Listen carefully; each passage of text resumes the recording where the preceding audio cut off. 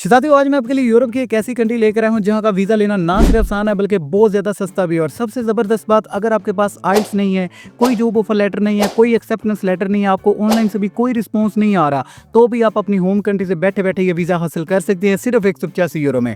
और मज़े की बात, ना कोई टेंशन, ना स्पॉन्सरशिप लेटर, ना कंपनी की तरफ से कॉल, आप फिर भी यूरोप जाकर लीगली जॉब सर्च कर सकते हैं। पूरे यूरोप में चंद ही ममालिक ऐसे हैं जो आपको बगैर जॉब ऑफर, बगैर स्पॉन्सरशिप और बगैर एजेंट के अलाउ करते हैं कि आप आकर खुद जो अपनी जॉब को सर्च कर लें। साथियों, ये कोई फेक ऑफर नहीं है, ये वो वीज़ा है जो आपको पूरे यूरोप के दिल में लेके जा सकता है, जहां आपको वीज़ा स्पॉन्सरशिप के बगैर अपनी जॉब सर्च करने का चांस मिलता है। आज की वीडियो में हम बात करेंगे स्वीडन जॉब सीकर वीज़ा के बारे में, जहां पर आप जाकर लीगली जॉब सर्च कर सकते हैं, स्टे कर सकते हैं। अगर किस्मत ने साथ दिया तो परमानेंट रेजिडेंसी का रास्ता भी बना सकते हैं। तो अगर आप अच्छी सैलरी चाहते हैं, अपनी मर्जी की जॉब चाहते हैं, यूरोप में सेटल होना चाहते हैं और चाहते हैं कि फैमिली को भी साथ ले जाएं, तो ये वीडियो सिर्फ और सिर्फ आपके लिए है, क्योंकि आज मैं आपको स्वीडन जॉब सीकर वीज़ा का पूरा रोड मैप दूंगा। स्वीडन का जॉब सीकर वीज़ा अप्लाई कैसे किया जाता है, इसकी रिक्वायरमेंट क्या होती हैं, इसकी एलिजिबिलिटी क्राइटेरिया क्या है, कौन कौन से डॉक्यूमेंट चाहिए, और नंबर 5 पर कौन सी वेबसाइट पर जाकर फॉर्म फिल करना है, और इसका प्रोसेसिंग टाइम और फीस क्या है। तो साथियों, वीडियो को एंड तक ज़रूर देखना, क्योंकि मैं आपको स्टेप बाय स्टेप पूरा प्रोसेस समझाने वाला हूँ।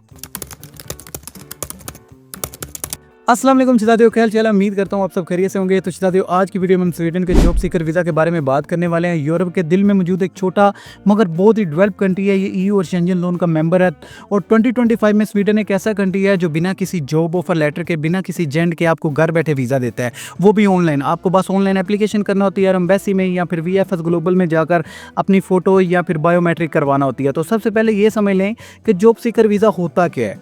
तो भाई, ये एक टेम्परेरी रेजिडेंस परमिट होता है। इसका मकसद ये है कि हाईली एजुकेटेड या स्किल्ड प्रोफेशनल स्वीडन आए, वहां जाकर जॉब या बिजनेस सेटअप करें। इसके लिए आपको पहले से किसी एम्प्लॉयर या फिर जॉब ऑफर लेटर की जरूरत नहीं होती। स्वीडन एक ऐसा मुल्क है जो नॉन यूरोपियन लोगों को भी जॉब सर्च वीज़ा ऑफर कर रहा है। ये वीज़ा आपको 3 महीने के लिए मिलता है, जिसमें आपको स्वीडन जाकर जॉब सर्च कर सकते हैं, जिसमें आप बिजनेस अपॉर्चुनिटी को भी एक्सप्लोर कर सकते हैं। अगर आप चाहें तो अपना बिजनेस भी स्टार्ट कर सकते हैं। ये वीज़ा बाद में मजीद जो है ना 9 महीने के लिए एक्सटेंड भी हो सकता है। मतलब कुल मिलाकर 1 साल का आपको वीज़ा मिलता है। तो मैं आपको जल्दी से बता देता हूँ कि इंडिया, पाकिस्तान या गल्फ कंट्री से जॉब सीकर वीज़ा कैसे अप्लाई किया जा सकता है। इसे मैं आपको आसान ज़बान में समझाता हूँ, लेकिन एक छोटी सी रिक्वेस्ट है, चैनल को सब्सक्राइब लाजमी कर दीजिएगा, क्योंकि मैं आपको प्रॉपर एक एक चीज़ क्लियर करता हूँ। इस चैनल में आपको इमिग्रेशन के रिलेटेड तमाम information proper step by step और आसान ज़ुबान में मिलेगी। तो चलिए सबसे पहले मेन चीज़ को समझते हैं कि ज़रूरी डॉक्यूमेंट कौन कौन से हैं। तो स्वीडन जॉब सीकर वीज़ा के लिए भाईजान सभी डॉक्यूमेंट जो है ना वो इंपॉर्टेंट हैं। आपकी जैसे फ़ोटो है, passport, CV cover letter, police clearance certificate वगैरह। लेकिन इसके अलावा आपको टोटल 5 मेजर डॉक्यूमेंट की ज़रूरत होती है अगर आप जॉब सीकर वीज़ा अप्लाई करना चाहते हैं। तो इनमें सबसे पहला और मोस्ट इंपॉर्टेंट आपकी एजुकेशनल क्वालिफिकेशन है। आपके पास एडवांस डिग्री होनी चाहिए, जैसे मास्टर या उसके बराबर कोई आला डिग्री जो होती है, लेकिन ये इंटरनेशनल जो ना वो रिकग्नाइज भी करनी चाहिए, यानी इसकी कोई वर्थ हो, वैल्यू हो। इसके अलावा सेकंड स्टेप पर जी आपकी फाइनेंशियल रिक्वायरमेंट है। जितने महीने के लिए आप जा रहे हैं उतने पैसे आपके अकाउंट में होने चाहिए, ताकि अपना खर्चा जो ना वो खुद उठा सकें। एक महीने का जो खर्चा है वो तकरीबन 13,000 स्वीडिश क्रोन है, यानी 1200 अमेरिकी डॉलर बनते हैं। अगर आप 3 महीने के लिए जा रहे हैं तो तकरीबन 10 लाख या 12 लाख जो आप पाकिस्तानी अकाउंट में आपके होने चाहिए। तीसरे नंबर पर आपकी हेल्थ इंश्योरेंस है। आपके पास जितने टाइम के लिए वीज़ा है उतने अरसे के लिए कम्प्रीहेंसिव हेल्थ इंश्योरेंस होना ज़रूरी है। चौथे नंबर पर पर्पस ऑफ स्टे है, यानी मोटिवेशनल लेटर कह लें। जब आप अप्लाई करेंगे तो एक लेटर बनाना होता है, जिसमें लिखना होता है आप किस फील्ड में, किस एजुकेशन में जाकर, किस इंडस्ट्री में या किस कंपनी में जाकर अपनी जॉब ढूंढेंगे। और चौथा आपका वैलिड पासपोर्ट है। आपके पासपोर्ट जो है ना वो वैलिड होना चाहिए, यानी आपके पास होना चाहिए। अब जी सबसे मोस्ट इंपॉर्टेंट चीज़, अप्लाई कैसे करना है। तो सबसे पहले अपने सारे डॉक्यूमेंट आपने रेडी करने हैं। ये जो 5 मैंने आपको बताई है मेजर हैं, ठीक है। फिर आपने स्वीडिश माइग्रेशन की ऑफिशियल वेबसाइट पर जाकर अपनी एप्लीकेशन सबमिट करनी है। वेबसाइट का लिंक जो है ना वो वीडियो की डिस्क्रिप्शन में भी है और कमेंट में भी है। लेकिन यहाँ पर एक पॉइंट है जहाँ ज़्यादातर लोग जो ना कंफ्यूज हो जाते हैं। हो सकता है आप भी कहें कि यार यहाँ पर कोई ऐसा ऑप्शन है नहीं है। तो भाई, जहाँ इनकी इमिग्रेशन है ना, वहाँ पर जॉब सीकर वीज़ा के नाम से ना कोई भी यहाँ पर उन्होंने कोई बटन वगैरह नहीं दिया हुआ। असल में जो स्वीडन का जॉब सीकर वीज़ा है ना वो ऑफिशियली एक ही रेजिडेंस परमिट की कैटेगरी के अंडर आता है, और इसीलिए आपको सीधा जो ना residence permit of highly qualified person look for work और स्टार्ट अ बिजनेस के नाम से यहाँ पर सीधा अप्लाई करना है, ठीक है। अब मैं आपको पूरा स्टेप बाय स्टेप प्रोसीजर समझाता हूँ। इसके लिए चलते हैं स्क्रीन पर, लेकिन आपको समझ आ गई कि इनकी वेबसाइट पर जॉब सीकर वीज़ा के नाम से स्पेशली कोई इन्होंने जो ना वो पोर्टल नहीं दिया हुआ। तो आपको सीधा जो ना इमिग्रेशन की वेबसाइट पर मैं लेके जाता हूँ, आपको समझाता हूँ कि किस तरह आपने अपना जॉब सीकर वीज़ा यहाँ पर अप्लाई करना है। तो दादियों, आपने सीधा जो ना इमिग्रेशन की वेबसाइट पर आ जाना है। इसका लिंक जो ना मैं डिस्क्रिप्शन में लगा दूंगा। सबसे पहले आपने अपना यहाँ पर अकाउंट बनाना है। अकाउंट किस तरह बनाना है? अकाउंट बनाना जो है ना बहुत ज़्यादा आसान है। यहाँ पर अपनी ईमेल दें, पासवर्ड दें, ठीक है, और आपका जो अकाउंट है ना वो लॉगिन हो जाएगा। तो मैंने ऑलरेडी बनाया हुआ है, तो मैं इसे लॉगिन कर लेता हूँ। लॉगिन पर आने के बाद आपको जो है ना OTP भेजा जाएगा, ठीक है। OTP का पासवर्ड आपने यहाँ पर लगाना है। OTP लगाने के बाद आपने सीधा सर्च पर आना है। सर्च पर आने के बाद ये लिख देना है। यहाँ लिखने के बाद आपने यहाँ पर जो है ना क्लिक कर देना है, ठीक है। तो सबसे पहले जी यहाँ पर आपने किस एप्लीकेशन करनी है, यहाँ पर देखिए ये नॉन EU सिटीजन के लिए आप इसे विजिट कर सकते हैं। इसकी रिक्वायरमेंट क्या है, अप्लाई कैसे करना है, इसकी फीस कितनी है, कितना आपको डॉक्यूमेंट चाहिए, ठीक है। ये सारी चीज़ें, कितना टाइम लगेगा, हर चीज़ यहाँ पर जो है ना वो लिखी हुई है। तो अब जी सिंपली अप्लाई वाले ऑप्शन पर आपने क्लिक करना है, ठीक है। अप्लाई वाले ऑप्शन पर आने के बाद आपने थोड़ा सा नीचे स्क्रॉल करना है टू द ई सर्विस। आपने यहाँ पर आ जाना है और यहाँ पर क्लिक करने के बाद सबसे पहले जी आप अपनी एप्लीकेशन अपने लिए फिल कर रहे हैं या फिर किसी दूसरे के लिए, तो माई सेल्फ पर क्लिक करने के बाद आपने नेक्स्ट पर क्लिक कर देना है। तो जैसे ही आप नेक्स्ट पर क्लिक करेंगे, टाइम ऑफ परमिट आप कितनी देर के लिए लेना चाहते हैं, या वीज़ा आपकी स्टार्ट डेट कब होगी, यानी आप कब जाना चाहते हैं, तो उसके बाद नेक्स्ट कर दें। ये मैंने फॉर्म जो है ना वो ऑलरेडी फिल किया हुआ है आपको दिखाने के लिए। उसके बाद जी आपका personal data, date of birth अपनी दें, फर्स्ट नेम दें, लास्ट नेम दें। और यहाँ पर अगर आपके पास कोई पर्सनल ID नंबर है, ये ऑप्शनल ऐसे आप छोड़ सकते हैं। प्लेस ऑफ बर्थ दें, अपना सेक्स दें, अपना मैरिटल स्टेटस बताएं। इसके अलावा जी आपका डेटा थोड़ा बहुत। उसके बाद आपने नेक्स्ट पर क्लिक कर देना है और नेक्स्ट पर क्लिक करने के बाद यहाँ पर आपने अपना फ़ोन नंबर देना है। उसके बाद आपने अपनी सिटीजनशिप सेलेक्ट करनी है, ठीक है। अगर आपके पास कोई दूसरी नेशनैलिटी है तो आप यस कर दें। इसके अलावा जी आपको लैंग्वेज कौन कौन सी आती हैं वो सिलेक्ट करें। इसके बाद जी नेक्स्ट कर दें। जो गल्फ कंट्री में है वो अरबी भी लिख सकते हैं, बाकी इंग्लिश उर्दू हमारी नेटिव लैंग्वेज है, ठीक है। उसके बाद जी पासपोर्ट की डिटेल है, आपके पास पासपोर्ट है, यस नेक्स्ट कर दें, ठीक है। उसके बाद आपने यहाँ पर अपने पासपोर्ट की डिटेल देनी है। यहाँ पर नेशनल पासपोर्ट आपने सेलेक्ट करना है, पासपोर्ट नंबर दे, उसकी डेट ऑफ इशू, उसकी वैलिडिटी, कंट्री ऑफ इशू। उसके बाद जी आप में थोड़ा सा नीचे स्क्रॉल करना है, यहाँ पर आपने अपना पासपोर्ट को अपलोड कर देना है। फिर नेक्स्ट पर क्लिक करें, ठीक है जी। नेक्स्ट पर क्लिक करने के बाद अगर आपके पास कोई रेजिडेंस परमिट है तो उसकी आपको डिटेल सेंड करनी है, यानी जो आपका वर्क परमिट होगा। अगर आप किसी दूसरी कंट्री में तो आपने वो सिलेक्ट कर देना है, नहीं है तो इसको नो करके आप नेक्स्ट पर क्लिक कर दें।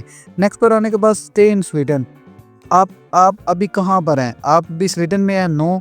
आपके पास रेजिडेंस परमिट है, नो, तो फिर इसको नेक्स्ट कर दें। इसके बाद जी स्टे इन स्वीडन का अगेन उन्होंने पूछ लिया, फिर आप बता दें जी नहीं हमारा कोई रिश्तेदार जो है ना वो वहाँ पर, या कोई दोस्त या कोई स्टडी वाला या कोई वर्क परमिट वाला बंदा नहीं है।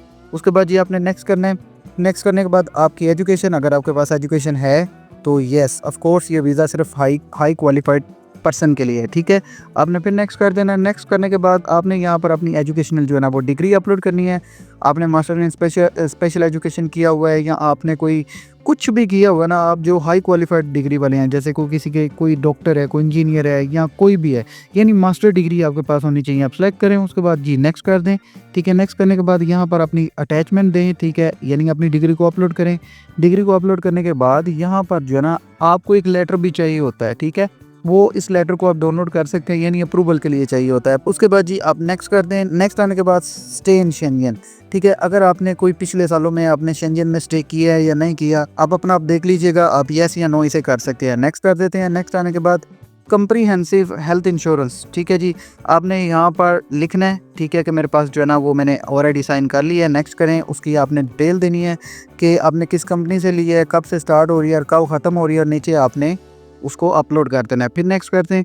और नेक्स्ट आने के बाद आपने यहाँ पर अपनी बैंक स्टेटमेंट बतानी है इनको, यानी दिखानी है। यहाँ पर पहले सेलेक्ट करना है, उसके बाद आपने अपलोड कर देनी है। उसके बाद ये आपका फ्यूचर प्लान क्या है, what are you plan upon arrival in Sweden, आप वहाँ पर क्या करना चाहते हैं, कौन सी जॉब ढूंढना चाहते हैं, ये आपका एक कवर लेटर है जो मैंने आपको बताया था, ठीक है आपका। उसके बाद जी आपने ये लिख देना है, ये आपकी मर्ज़ी, आप इसे बहुत बड़ा भी लिख सकते हैं, ये जस्ट जो है ना आपको दिखाने के लिए मैंने लिखा है। उसके बाद जी नेक्स्ट करें। नेक्स्ट करने के बाद फ्यूचर प्लान आपका क्या है। अगर आपको जॉब वगैरह नहीं मिलती या आप बिज़नेस स्टार्ट नहीं कर पाते तो आपने वहाँ पर स्वीडन छोड़ देना है, या अगर आप कोई वहाँ पर शादी करना चाहते हैं वगैरह वगैरह, शादी तो नहीं लिखनी लेकिन ये ऑप्शनल है, ठीक है। आप नेक्स्ट करें। नेक्स्ट आने के बाद जी एम्बेसी ऑफ कॉन्सुलेट, आप पाकिस्तान से अप्लाई कर रहे हैं तो इस्लामाबाद एम्बेसी को सिलेक्ट करें। इंडिया से या फिर जहाँ से भी कर रहे हैं ना, आप अपनी कॉन्सुलेट को सिलेक्ट कर लीजिएगा। उसके बाद जी आप नेक्स्ट कर दें। नेक्स्ट करने के बाद अदर इन्फॉर्मेशन है, ठीक है। अगर आप इनको और इन्फॉर्मेशन देना चाहते हैं तो शायद आप दे सकते हैं, ठीक है। उसके बाद जी आपने नेक्स्ट कर देना है। अदर इन्फॉर्मेशन ऑप्शनल है, ये आपकी मर्जी है, ठीक है। मैं यहाँ पर कुछ नहीं लिख रहा, ठीक है जी। अब जी आपका डॉक्यूमेंट जो ना वो फिल हो गया है, नेक्स्ट कर दें, ठीक है। नेक्स्ट करने के बाद आपने अपनी एप्लीकेशन को रिव्यू कर लेना है, ठीक है जी। आपने एप्लीकेशन अपनी कंप्लीट कर ली है, ठीक है। ये सारी डिटेल आपकी टोटल एप्लीकेशन जो है जितनी भी है, पासपोर्ट की डिटेल है वगैरह वगैरह, मैंने टोटल इस फॉर्म को फिल कर लिया है। और फॉर्म को फिल करने के बाद मैं नेक्स्ट करता हूँ, आप इसे PDF में डाउनलोड कर सकते हैं, ठीक है। उसके बाद आपने रिव्यू करने के बाद यहाँ पर आपने अपनी फ़ीस पे करनी है, ठीक है जी। अपना कार्ड होल्डर नेम लिखें यहाँ पर, 2200 स्वीडिश क्रोन इनकी टोटल फीस है, ठीक है। और आपने यहाँ पर जो ना ऑनलाइन पेमेंट इनको कर देनी है और पेमेंट आने के बाद अगला प्रोसीजर मैं आपको बाद में बताता हूँ। तो ज़्यादा स्क्रीन पर आपने देख लिया कि आपने जॉब सीकर वीज़ा किस तरह अप्लाई करना है। अगर मैं इस वीज़ा की फ़ीस की बात करूँ तकरीबन 2000 स्वीडिश क्रोन है, जो 185 अमेरिकी डॉलर बनते हैं। इसका जो प्रोसेसिंग टाइम है तकरीबन 1 से 3 महीने का लग जाता है, यानी इतना अपने माइंड में रखें। अब बात करते हैं सबसे कंफ्यूजिंग पार्ट की। जब आप online Sweden job seeker visa apply कर लेते हो तो उसके बाद क्या होता है। तो शहजादे उनका जो पूरा प्रोसीजर है ना वो ऑनलाइन ही होता है। आप स्वीडिश माइग्रेशन एजेंसी पर इनकी वेबसाइट पर जाकर ऑनलाइन फॉर्म फिल करते हो, उसके बाद अपने डॉक्यूमेंट अपलोड करते हो, फीस भी पे कर देते हो। तो इससे अगला स्टेप क्या होता है, जब आप अप्लाई कर देते हो तो कुछ दिन बाद जो ना आपको बायोमेट्रिक के लिए एक ईमेल मसूल होता है, ठीक है। उसमें लिखा होता है जी आप वहाँ पर जाएँ, अपनी बायोमेट्रिक दें, अपनी फ़ोटो दें और अपना जो ना पासपोर्ट सबमिट करवा दें, ठीक है। अब जी सबसे ज़रूरी चीज़ ये है कि जब आपका पासपोर्ट सबमिट हो जाता है ना तो स्वीडिश माइग्रेशन एजेंसी जो है ना वो वहाँ पर बैठे आपकी एप्लीकेशन को रिव्यू करती है, देखती है कि इसको हमने अप्रूवल देनी है या रिफ्यूज़ल देनी है। तो अगर आपकी अप्रूवल आ जाती है ना तो फिर आपको एक ईमेल आ जाती है। आप खुद भी जो ऑनलाइन आपने फॉर्म फिल किया आपको यहाँ से भी पता चल जाता है कि आपकी अप्रूवल आ गई है या नहीं आई।